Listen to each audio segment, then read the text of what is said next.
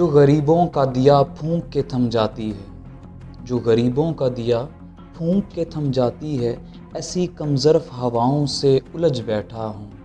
عرش والے میری توقیر سلامت رکھنا، عرش والے میری توقیر سلامت رکھنا، فرش کے سارے خداؤں سے الجھ بیٹھا ہوں۔ ناظرین، آج کا میرا تذکرہ ایک ایسے شخص کے بارے میں ہے جس نے اس دنیا میں اپنا ایک نام اور ایک مقام پیدا کیا ہے۔ بہت سی مصیبتیں اور خواہشات مسترد کر کے ایک مقام زندگی پیدا کر کے اپنے لیے جذبے اور خواہشات کا مقام ابھارا ہے۔ جن کا ذکر میں کرنے جا رہا ہوں ان کا نام خرم ریاض گجر، چیئرمین گجر یوتھ لاہور سے ہے۔ خرم صاحب ایک بہت ہی معزز اور معروف شخصیت ہیں۔ یہ ایک سماجی انسان ہیں جو لوگوں کے دکھ درد اور ان کی تکلیفوں کو اپنے اندر کے درد اور تکلیف محسوس کرتے ہیں۔ خرم صاحب کا انداز ایک شاہکانہ ہے۔ ان کے بارے میں گفتگو کرنے کا مطلب ایسی چیزوں سے پردہ اٹھانا ہے جو اس عظیم شخصیت کو داغدار کیے ہوئے ہیں۔ انسان امیر پیدا نہیں ہوتا، ایک طاقت ہے جو اس انسان کو عزت اور شہرت اور امیری نوازتی ہے۔ وہ طاقت صرف اور صرف اللہ تعالیٰ کی ذات ہے۔ خرم صاحب اپنی ماں سے بہت زیادہ محبت کرتے ہیں۔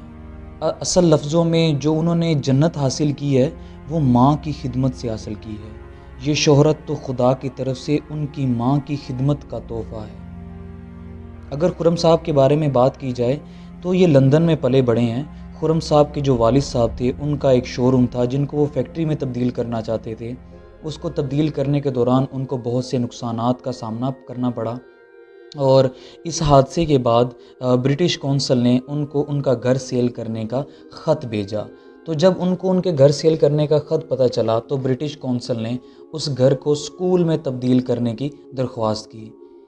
اس وجہ سے برٹش کونسل نے خرم صاحب کو 3 ملین دینے کا وعدہ کیا، جبکہ خرم صاحب نے 5 ملین میں اپنا گھر سیل کیا اور شان و شوکت کے ساتھ پاکستان آ گئے۔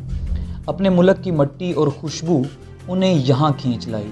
جب خرم صاحب کی والدہ کا انتقال ہوا تو انہیں ایسے لگا جیسے اللہ تعالیٰ نے ان کے لیے بنائی ہوئی جنت کو واپس لے لیا ہو۔ اس کے بعد خرم صاحب نے غریب ماؤں کے سر پر ہاتھ رکھا اور بہت سی جنتیں کمائیں۔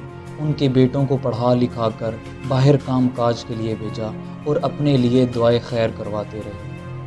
ان کا کہنا ہے کہ دولت شہرت کچھ نہیں ہے انسان کے لیے۔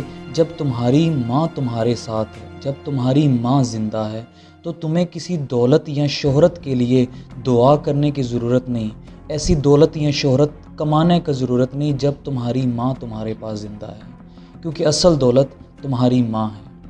اللہ تعالیٰ نے خرم صاحب کو بہت عزت دی ہے، اس لیے ان کی محنت کی بدولت لندن میں ان کے شو روم ہیں، ان کی پراپرٹیز ہیں۔ اپنے مال کو پاک اور صاف کرنے کے لیے وہ لوگوں کو زکوٰۃ دیتے ہیں، جو کہ اسلام کے اہم رکنوں میں سے ایک ہے۔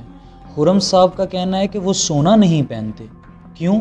کیونکہ ایک تو سونا مرد پر حرام ہے اور وہ سونا پہن کر کسی غریب کی دل آزاری نہیں کر سکتے۔ خرم صاحب خوشباش انسان ہیں۔ ہر انسان اپنے شوق رکھتا ہے۔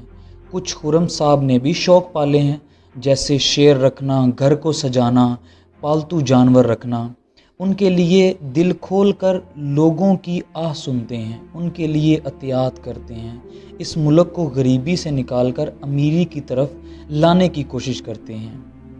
کیا یہی ہماری سرکار ہے جو ایسے معزز انسان کو کرپٹ ثابت کرتی ہے؟ ایسی بہت سی مثالیں پاکستان میں موجود ہیں اور بہت سے لوگ موجود ہیں جن کی مثالیں بھی موجود ہیں جنہیں انہیں مرنے کے بعد سمجھا گیا کہ آیا وہ شخص اچھا تھا، ملک کا بھلا سوچتا تھا۔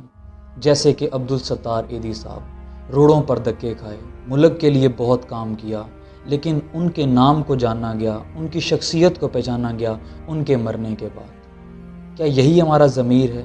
کیا ہمارا ضمیر اس بات کی اجازت دیتا ہے کہ ہم کسی پر تہمت لگائیں؟ ارے کبھی آپ لوگوں نے اپنے گریبان میں جھانک کر دیکھا ہے؟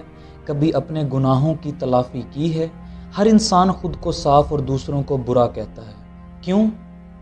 کیا یہ چیزیں ہمیں زیب دیتی ہیں؟ کیا ہمارا اسلام ہمیں یہ سکھاتا ہے؟ خدا کے لیے یہ الزام تراشی کرنا لوگوں پر بند کریں۔ خرم صاحب جیسی شخصیت کو داغدار نہ کریں، ان کا ساتھ دیں، وہ آپ کے لیے اپنی جان بھی قربان کر دیں گے۔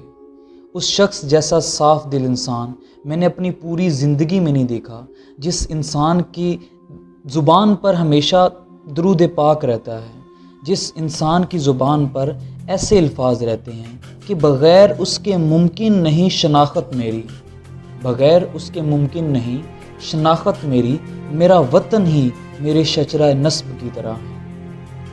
والسلام۔ آپ نے سنی خرم ریاض گجر صاحب کی کہانی وقاص اصغر کی زبانی۔ Thank you so much.